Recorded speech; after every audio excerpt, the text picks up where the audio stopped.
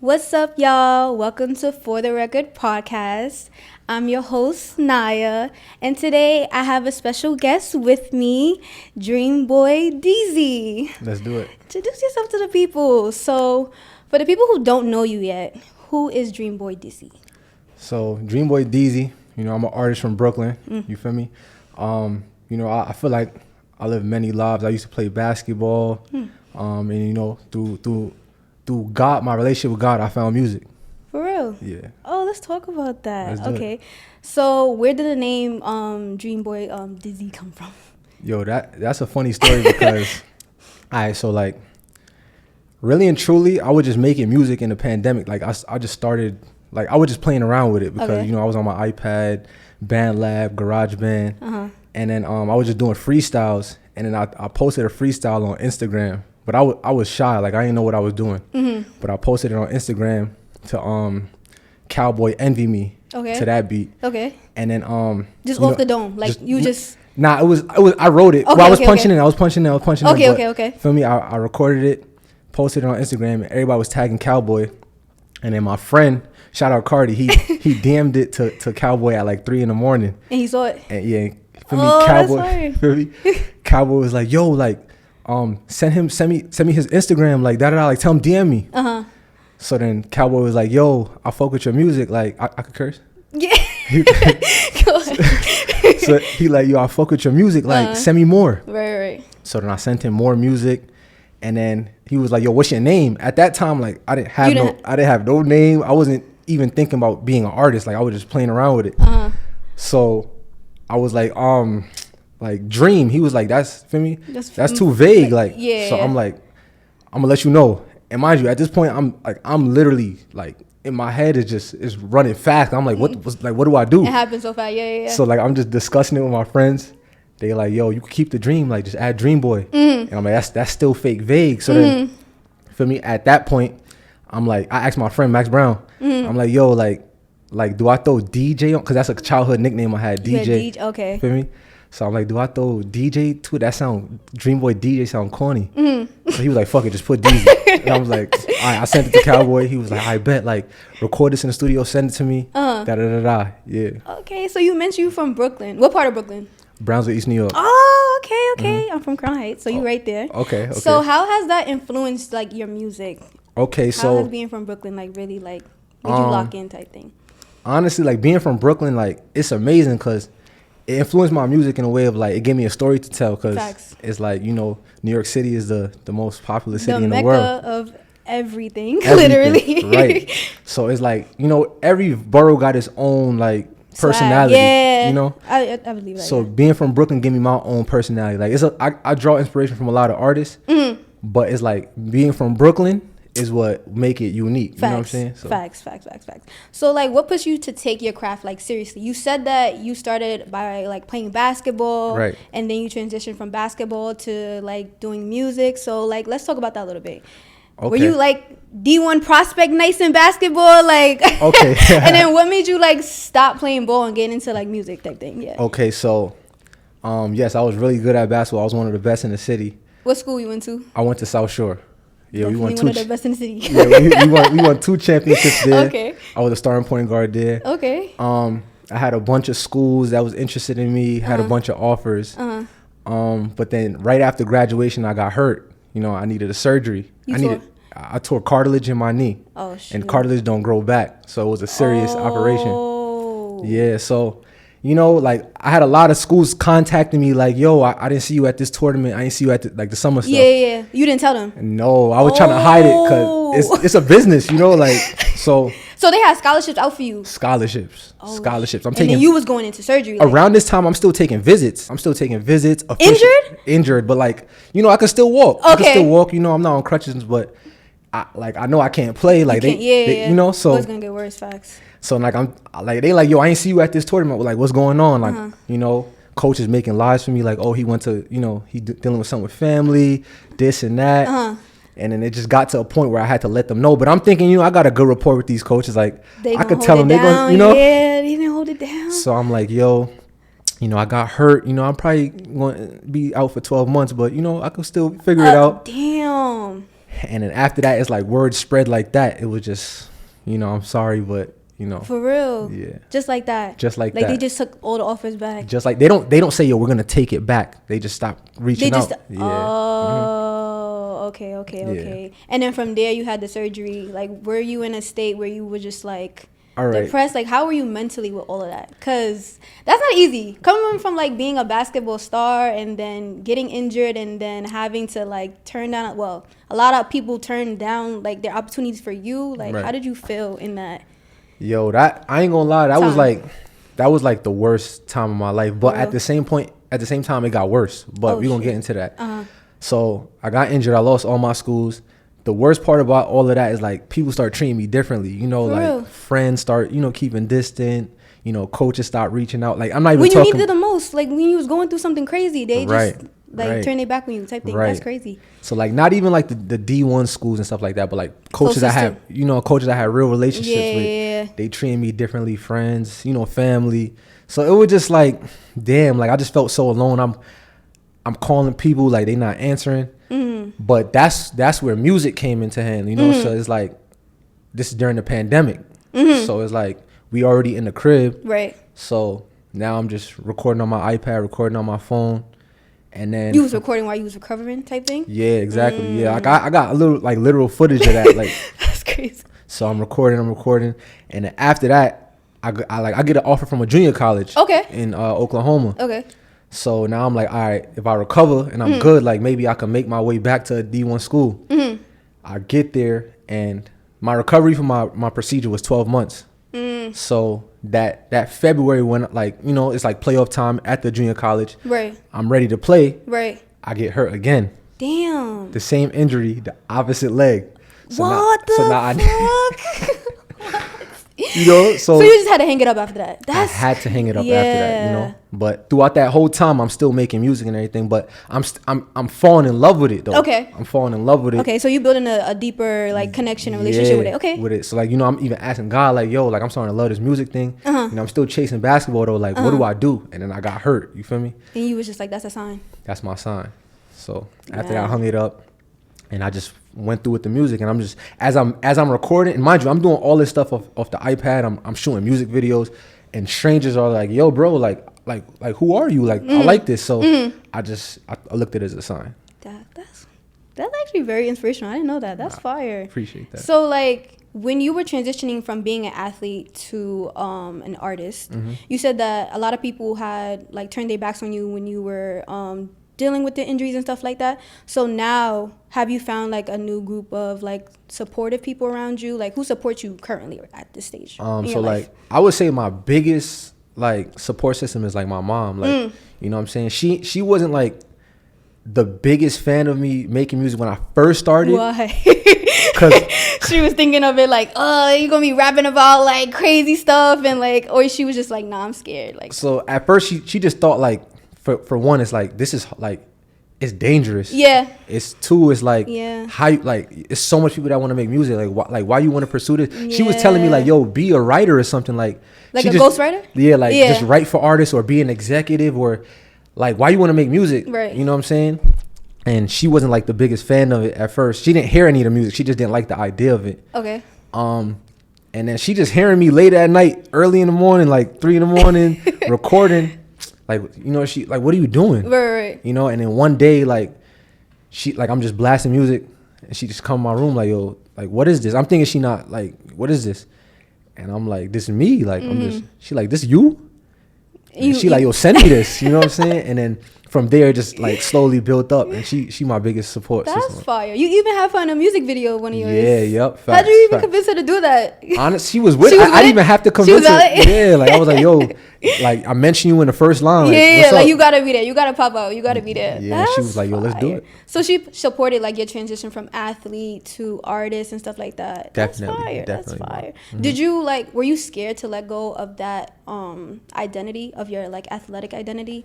Yeah, like honestly, like it was so hard. Like honestly, I was in the darkest like place in my life. But honestly, when I was playing basketball, I didn't know who I really was outside of basketball, because that's all I knew as a kid.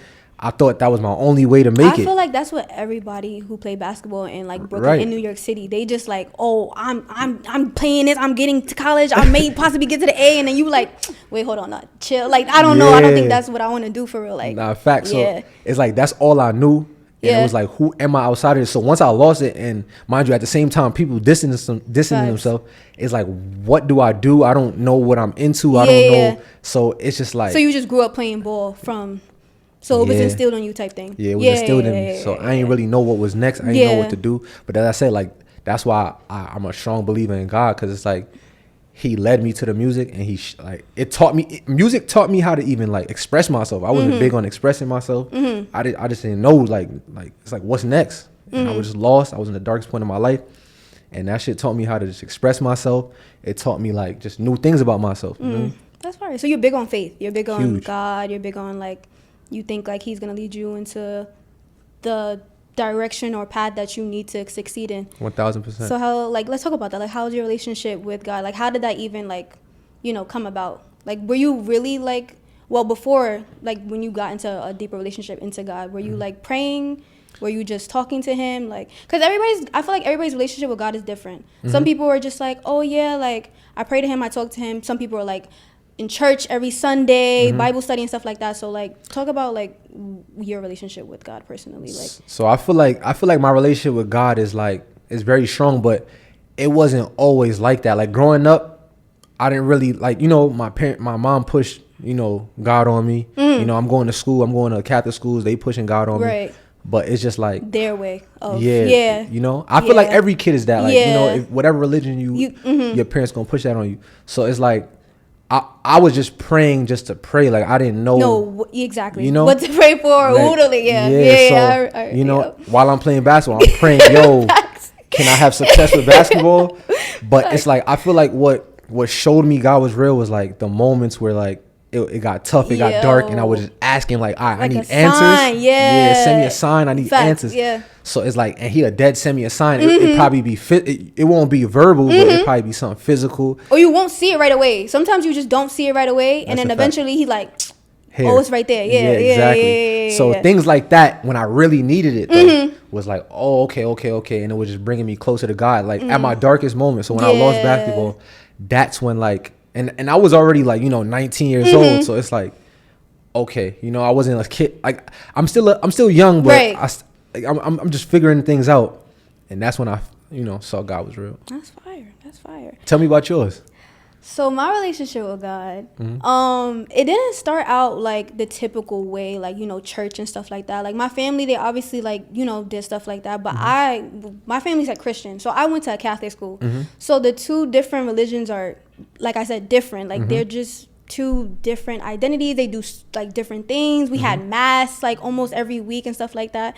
So at first I didn't know what to like believe in. I didn't know where to like basically where to turn to with as far as like Christianity or like Catholics and stuff like that. But I feel like I was learning.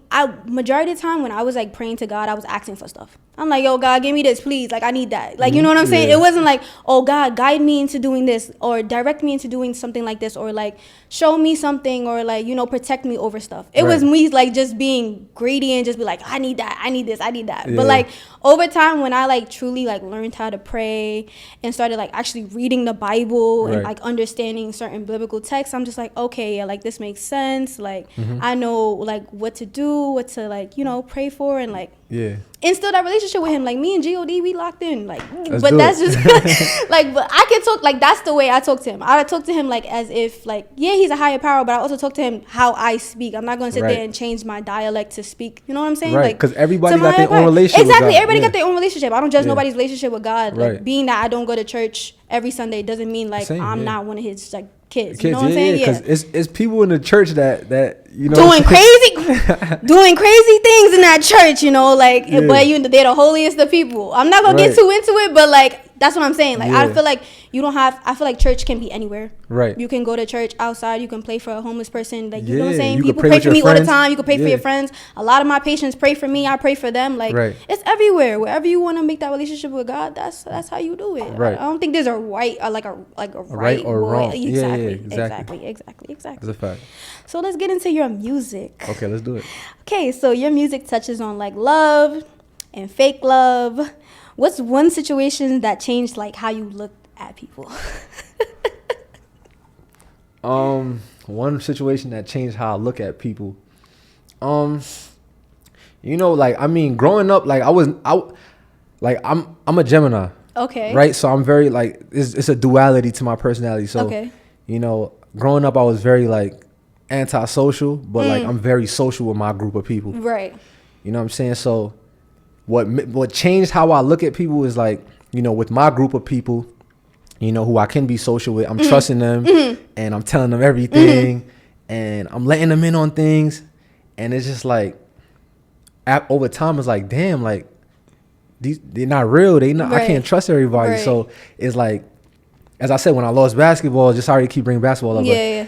It's like, where y'all at type Right. shit. So those experiences will show me like, you know, I gotta kind of like evaluate people. I gotta kind of like protect my energy and stuff, like protect my heart. What So, about like in like relationships? Have you ever been like involved with somebody? yeah. So I really only been in one like real relationship. Okay.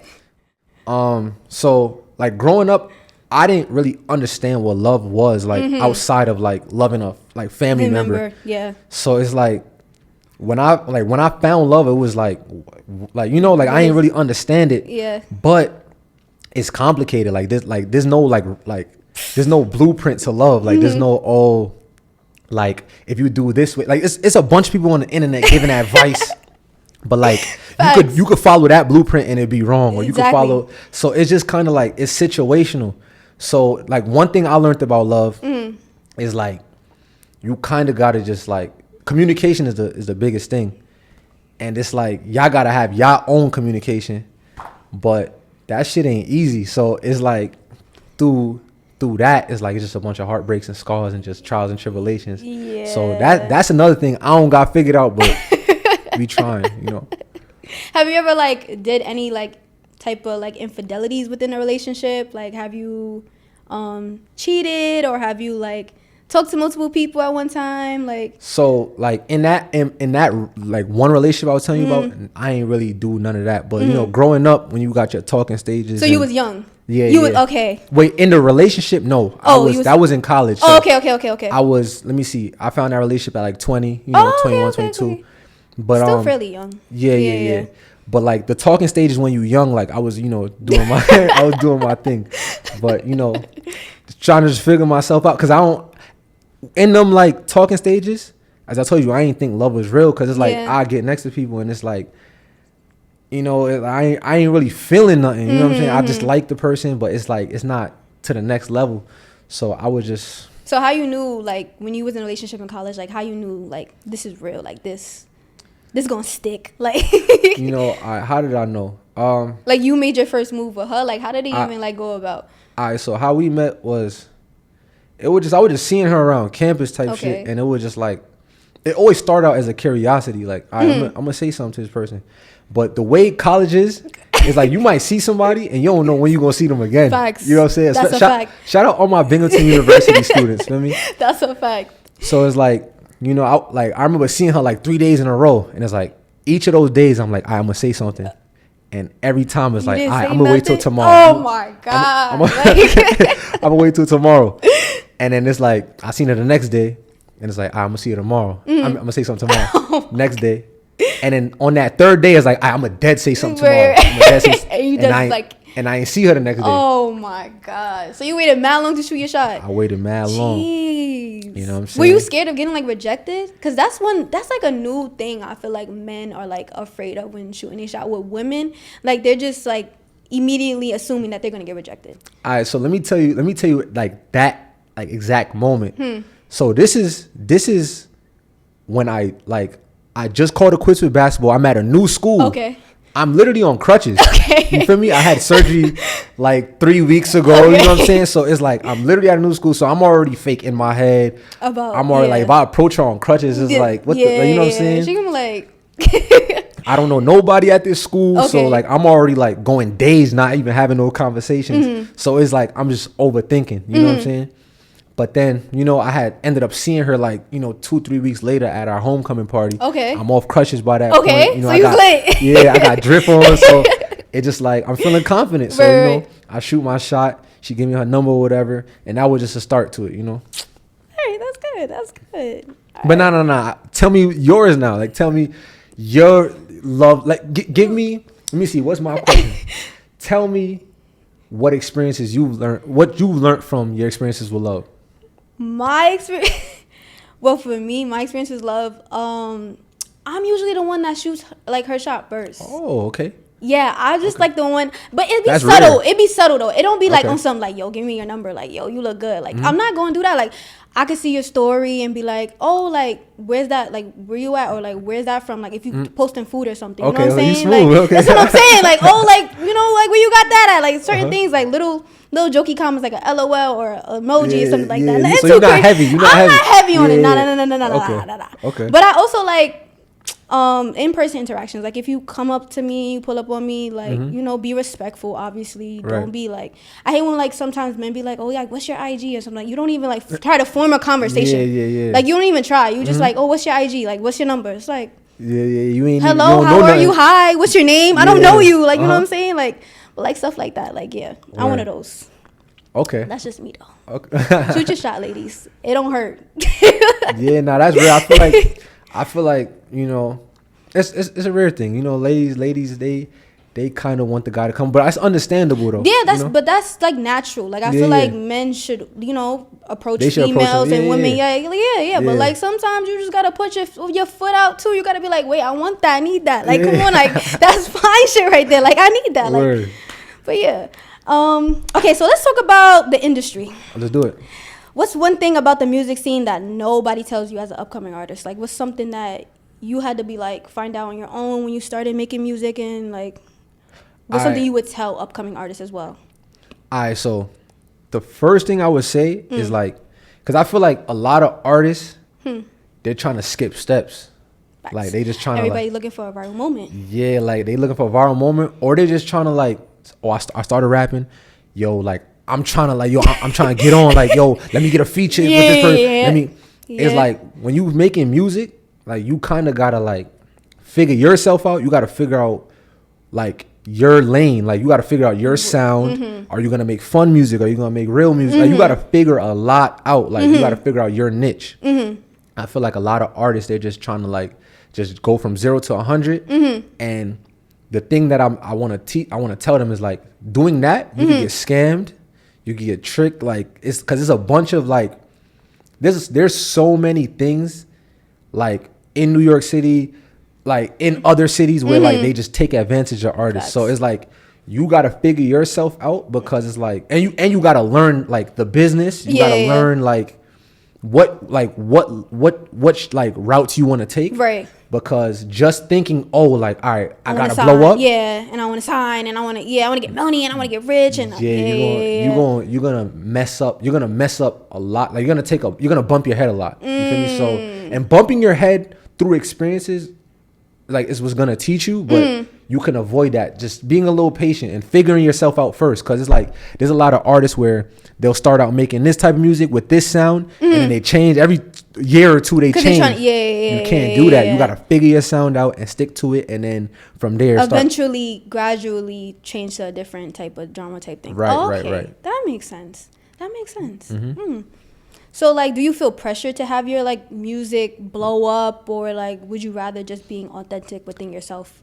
I used to like, I used to have pressure, but it's no pressure at all. Like, I'm just comfortable. Like, and this is a game, like music, like photography, videography, like any industry, like you gotta just like take your time. You feel me? It's a marathon. Pressure. It's definitely a marathon. Yeah. So it's like, even like signing, that used to be my biggest thing. Like, I'm trying to sign. You feel me? Like, I remember I even had like label meetings and everything. I'm in it like, yo, like, what's the number? Like, you know what I'm saying? Like, where the paper at? And then it's like, you know what I'm saying, it don't fall through, and now I'm just like, damn. So how does that even work? Like, how do you even get into those rooms? Like, do you have to like network your way into those rooms? Do you have to know a certain like person to like get there, or like? Okay. So it's so many different ways, right? They could reach out to you, like, okay, they could slide in your DM, they could see a post, they could see your music. For the most part, they usually find you if like a song is tracking, like, yeah. Or it could be, you know, somebody, okay, and this person brings you to this room, okay, and they hear it and they like it or they don't like it. It's so many different ways. You could know somebody that knows somebody. You could be like an entourage member to somebody, and it's like, yo, I ain't gonna lie, like, I rap, and after being around them for a while, like, they'll kind of put you on. You know what I'm saying? It's so many different ways. Does it matter like where or like what platform you put your music on? Like, it doesn't matter at all? Nah, I don't think it matters. I feel like with music, are some more like better than others, or like? Nah, like, what I would say to that is there's no formula to blowing up. Like, there's no formula. It just that naturally happens. Yeah, like, it's gonna happen. Like, how you might blow up would be different for somebody else. So it's like, you gotta just put up shots, and something gonna stick at some point, or it might not. Like, it's different for everybody. Yeah. Do you think it's hard? Like, which platform do you prefer? Like, do you like Instagram more than TikTok? Do you like Facebook, maybe YouTube? Like, it changes. Like, right now, my favorite is YouTube. Cause like, especially YouTube Shorts. Like, I heard that like that's getting really popular for people. Like YouTube Shorts, you could post something, and it's like it'll put it in front of fresh faces. You know, like, with TikTok, I feel like that algorithm is rigged. It's like, I don't know. Like, I feel like you gotta post a specific thing, and you'll have a chance. But with like Instagram, I don't think they putting it in front of like new faces for real. I feel like YouTube, they'll put it in front of some new faces. Yeah. I feel like TikTok is difficult. Like, I feel like now that they limited the amount of hashtags you could put on a video, like, now you have to really be specific in like putting the specific hashtags to what your video is really about. Like, right. But with TikTok, being that I did, blew a couple of times on TikTok, you kind of like, you just never know. Like, it could, post it, okay, it may not blow up that day. Give it a couple of weeks, maybe a month or two. Next thing you know, you get in notifications. Oh yeah, on an old video. Yeah, on an old video. Okay. Like, it could be super duper old. So like, I would say like, just keep it up. Like, don't be quick to delete a video, especially if it has like 3 or 4 views in like the first maybe like hour or two. Okay. Because eventually it could definitely blow up. Okay. But it also just depends on like what you're trying to put out on that platform. What type of content? Like, for that you have to get somebody's attention quick. Right. Like, you can't stall. Like, even when people doing story times, like, sometimes the first line they be saying something wild, but you're interested. You're interested in the story because it's like, wait, what? Yeah, like, even with that lady, I think she was just like, how, like, something about her husband doing some crazy stuff, but the way she introduced the story is what really made her blow up into getting like book deals and all this extra stuff. Like, So tell us about your come up. My come up with TikTok? Yeah. My come up with TikTok was actually very interesting. I started posting on TikTok when I was in college. Fire. I was talking about how I hated my school. I went to Hunter College. I hated it. I was like, this is school is very like boring. Everybody's basically to themselves. I couldn't really make friends like that. So I'm talking about how lonely it is. And I don't know what it was, but a lot of people resonated with it. They was like, CUNY is very much an in and out. You go to class, you go back home. Like, because it's one of those commuter schools. Yeah. You literally just go to school, you go to lecture, you do your classes, and then you just back on the train home. That's it. So you don't really like meet anybody, or if you do meet that person in your class, you only know that person for a semester. Like, that's not your homie. Like, that's just, that's the person I knew in that class for that semester, and then that was it. So I started posting about that. Then I started posting about like different CUNYs because I felt like Hunter was just breaking down. Like, the building is super old. Like, they wouldn't want to fix anything. So I'm like, let me go visit other CUNYs and see what they looking like. Oh, okay. I go to BMCC. I go to John Jay. I go to Audie's. I'm like, yo, this is mad fire. Like, this is all y'all up in here. Like, what is going on? Like, Hunter's lacking. So everybody's just like taking my reviews and they're like, yeah, this is my school. This is this and that. I'm like, okay, excuse me. So then from there, I'm just like, I don't want to put myself in a box with just talking about CUNYs and stuff like that. They even reached out to me, like CUNY, like the people who direct like the marketing and stuff like that. They reached out to me to be on a team or whatever. I was on it for a little bit, but like I wasn't really passionate about it. It was just something like I don't really want to talk about this for real. School is cool and stuff like that, but like my audience it doesn't really resonate with y'all audience. Like I'm cutting ass about the school and y'all trying to bring positivity and stuff to the school, you know what I'm saying? So I was like, nah, it's quiet. So then I was just like, oh, let me start doing like beauty, like hair videos, like, getting ready with me videos. And then people started like fucking with that too. And I was like, that's cool. That's tough. Then I just kept maneuvering myself. Cause I'm like, I'm the type of person, I don't like to be kept in a box. Like I want to do so many different things. I want to have like businesses. I want to just do so many different things. So I was just like, whoever like fucks with me, they fuck with me. Like if you like go like from seeing me talk about CUNY to seeing me do hair to seeing me talk about like my medical like profession, then that's cool. Like and it stuck. That's how I found it honestly stuck. Like people was just like, like I'm interested in knowing what she's doing next. Like, you know what I'm saying? Like they really will ride with you. And it's crazy. It's like your biggest supporters are strangers. Yeah, for sure. All the time is strangers. That's a fact. Yeah. Your friends will look at your video and be like, why would you post this? Like, or they will keep scrolling. Then they will talking about somebody else who's really big. But strangers, I love you, Naya. Like, keep going. You're inspiring me to do this. You're inspiring me to do that. Like, and that's what kept me going. That's why I was like, okay, like, like people really, doing the right thing. And I'm doing exactly. Like, I'm helping people for real. Like, right. So from there, I was just like, this is cool. I'm gonna keep doing it. I fuck with that. But yeah. I found your platform at the you was doing the health stuff. That's where a lot of people found like my platform, and I'm just like I'm trying to maneuver from that too. Like it's cool. Okay. I love it. I love what I do for work and stuff like that. But I'm also like trying to think bigger than my job, and like I don't want people to box me in and think, oh yeah, she only does that when I have so many other different capabilities and stuff like that. So you want to just be a personality on the internet. Like that's I just want to do everything. Like I want my foot in everything. I want my foot in every door. Like I don't want to just be like, oh yeah, I just do this and do that. Nah, what do you do? I'm multifaceted. Like I do a whole bunch of different stuff. I see it though. I see it. Like you definitely be. I ain't gonna lie. Like just from when I found your page, like you be really like working. You be really grinding, and it's like you flexible with it. So I really fuck with your shit. I don't think I'm gonna be like a rapper or do anything music. I'm gonna keep that to you. That's what you do. That's you. All right, so then what's next? Like wait. What? But do you see yourself like being involved with music, like doing a complex interview or something? Of course, like would I want to like interview art? Like this is what this platform is for. Like would I want to interview artists and like I want to know who you are beyond your music, like what, like your personality, like what you do, like how you came about, like how did this happen? You know what I'm saying? Like I'm interested in people like that. It's not just for like artists though. It's for anybody, creative people. You could do makeup. You could do whatever. Like whatever you do, I fuck with that. Just feel free to come and have a seat next to me and we can get it sorted out. For the record. Exactly, for the record. Just come have a seat and talk to me. Let's do it. I fuck with that. But what's next? What are you working on? Album.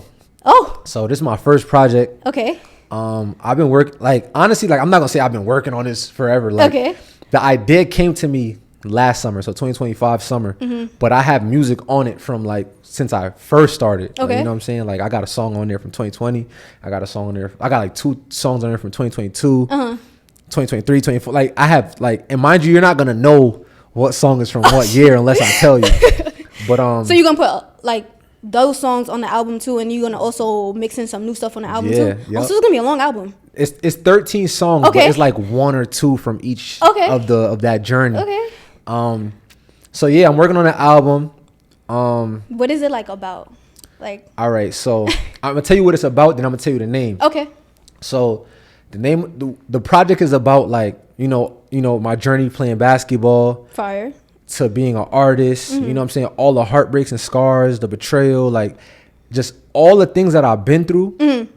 That like me expressing myself. You feel me? And trying to find like. Staying hopeful, you know what I'm saying? So it's about the pain, but I still got hope that like shit could be better. It's going to be better. You feel me? It's about my childhood trauma. It's about growing up in the hood. You know what I'm saying? My friend that died. Sadir. My relationship with my mom. You know what I'm saying? Everything that I went through is I was able to get through it and be strong because my relationship with my God, and that's the way my mom raised me. You feel me? She raised me to be strong. She raised me to like, anything I could get through it. You feel me? And then the name of the project is Mama's Boy. You feel me? That's fire. So, right, like I named it that because, for one, like that's a phrase that like make people feel uncomfortable. Yeah. You feel me? Like it make like when women hear it, it's like, oh nah, like he dependent on his mom, like he gon' like he don't got a personality for himself. Right. And then for guys, it's like I'm gonna tell you a story. Like literally the day I came up with the idea, like I got an OG that just be checking in with me and seeing like, yo, what's next and stuff, right? So he called me, he like, yo, what's next? Like, you know what I'm saying? You dropping a single? I'm like, yo, I'm thinking about dropping an album. I told him like the concept, like that I just told you about, like it's gonna be about the pain, it's gonna be real music. And he like, that's hard. Like, what you gonna name it? I said, I'm thinking Mama's Boy. And he was like, I ain't gonna lie, don't name it that, bro. He's like, you know what I'm saying? Because it's like they gonna think you soft. He's like, to keep it a buck with you, I'm a mama's boy, but I wouldn't tell people that. And I'm like, it's stuff like that. It's like, I feel like you'll get a different reaction out of like different people. You know what I'm saying? Like, right. So it would be intriguing. Yeah. So I just kept telling different people like, yo, like, you know, this is what I'm gonna do. They all saying, yo, that's hard, bro. Like, what you gonna name it? Yo, Mama's Boy. Nah, bro. Like, nah, don't name it that, bro. They gonna think you soft. You know what I'm saying? I would say, telling my sis like, oh, nah, they gonna think you this nigga. That you not that type of nigga. But I like that. It was just like, you know, bringing. It just make people feel uncomfortable, and I've always been a person that just I'm me. Like, that's fire. I don't do what I think is people think is cool. I'm gonna be me. All right. So what's next is like my brother, right? Shout out Prezi.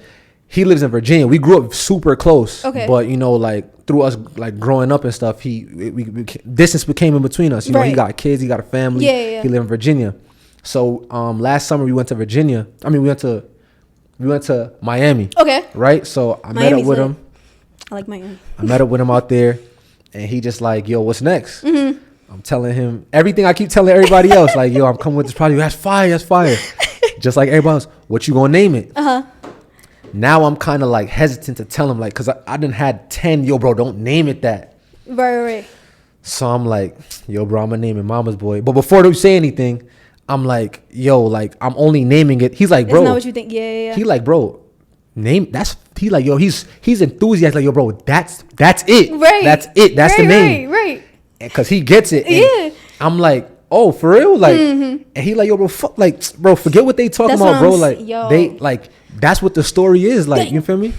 It makes sense. It would make sense. Like, I feel like the story would make sense into what you're trying to portray to the audience of people. That's what I'm saying. It gives, like, even though people are super opinionated, they're always going to be super opinionated. They're going to always criticize your work and stuff like that. If it's true to you and what you're doing, then do it. Then do it. It don't matter. I'm excited. When are you dropping it? I'm gonna drop it on my birthday, May 21st. May 21st. Mama's Boy, May 21st. Feel me? I'm super excited.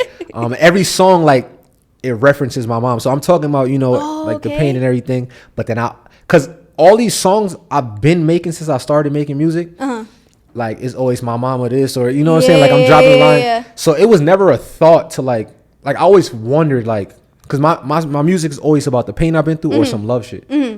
So I always wondered, like, what could I ever name the project?